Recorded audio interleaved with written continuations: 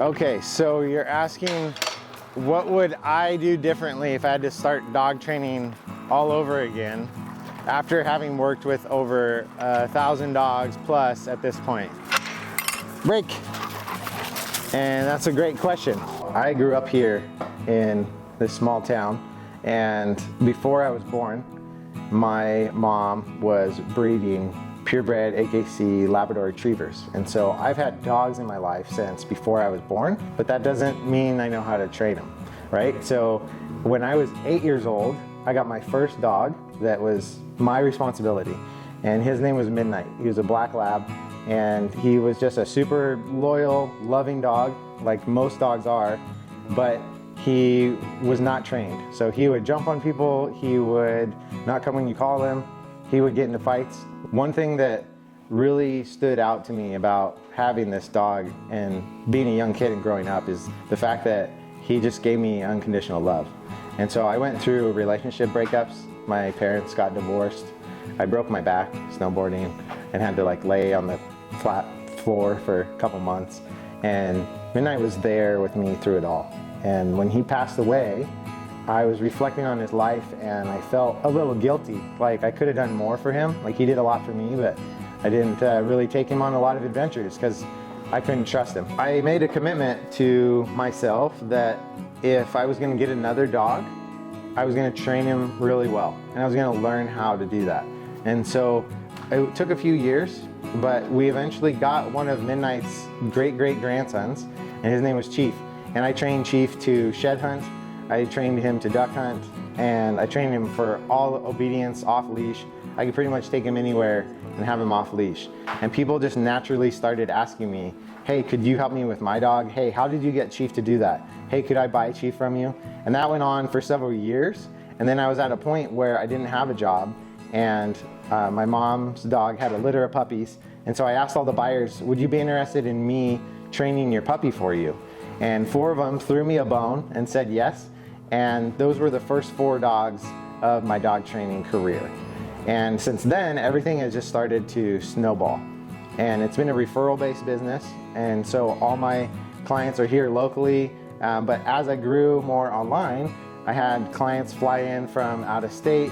I had clients fly their dogs up from California. It just started to become a much bigger thing. And I realized that I could have a really big impact on people who were in the same situation that I was in several years ago. Chief is now 11 years old, and I've trained over 1,000 dogs at this point, and I feel like I'm still getting started. I feel like I don't have it all figured out, but I do feel like I have a program that's leading to all these 100% 5-star reviews, and I feel like I have something to offer, but I want to invite other people basically to go on this journey with me and learn to train your dog, and I can share the wisdom that I have with you and help you get there quicker. The story of building this business is actually a big one as well. I had no idea I was going to be an entrepreneur, and that's been a huge part of my life since starting this business. But I was training dogs while I was living with my wife at my mom's house temporarily, and then we bought this property, and it's a 2-acre property. There's a pond in the back, and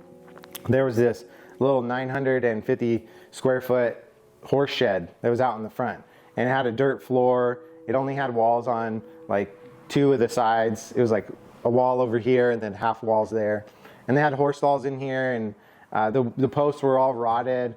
And I just had a vision of this being a dog training room and a place where I could keep dogs, where I could run my business and work from home basically. And so I gutted the inside. I redid a lot of the posts, a lot of the framing inside the walls. I fixed a lot of the leaks in the roof. I put the walls up on the other side. I put in doors, and then we poured in a slab, and that took 2 days to do that. We poured it in 4 different sections. I ran power and water out to this building, and I had a lot of help from friends and family that knew about construction. They pointed me in the right direction.